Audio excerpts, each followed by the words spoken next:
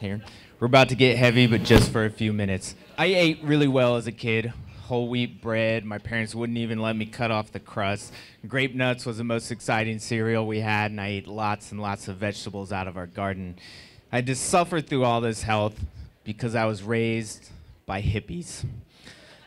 Not these in particular, but similar. And for a long time, I thought they were just being really frugal, sitting in that circle and sharing their cigarette. But even being raised by hippies, it takes a second. We didn't try to grow all of our own food.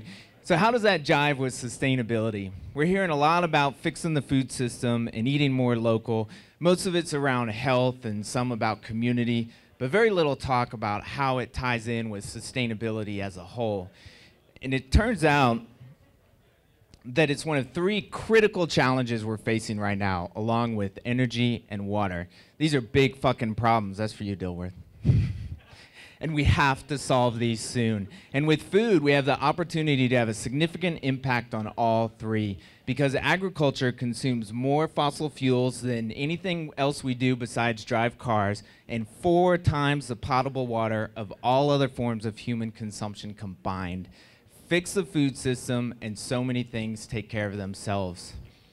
And we as consumers have the greatest power over this challenge. We don't have to go build our own wind farms or invent a new solar panel. Every time we pull out our wallet and pay for food, we're shaping the food system. And we have the tools right now to make that system more sustainable. Organic agriculture uses 50% less water, controls erosion and floods, and tolerates drought better than conventional agriculture. And these are decades-long worldwide studies proving this. Also, 80% of the energy used in food production is after the food is already harvested and ready to eat. It's used in things like transporting produce an average of 1,800 miles, and storage and processing, lots of processing. Even taking an average of the myriad definition of local is still a 60% reduction in total energy consumption by agriculture. And if everything was organic, we would have 3 times the amount of potable water for everything else that we do. Locavore was the word of the year in 2007, and there's a lot of talk about all local diets, the 100-mile diet, and to be sure, we all need to eat more local. It's only 5% of our food system right now. But as we move in that direction, we can't forget that any dependency on local can actually leave the region susceptible to significant weather, pest, and disease disruptions. Not to mention, it's a limited diet where we'd have to give up things we love, like chocolate. I don't think we necessarily have to go that far. I think a truly sustainable food system is actually a balance of local, some regional, and inclusive of global food sources. We can eat all local if we want to, but we don't have to. More importantly is understanding the concept of a bioregion and leveraging these bioregions. They're defined through physical features like soil type areas, mountains and valleys, and watersheds. And many bioregions can produce particular foods in large abundances, so we can also call them food regions. But what's happening right now is that we are taking a few food regions and significantly overproducing them, and then other food regions we're not using at all.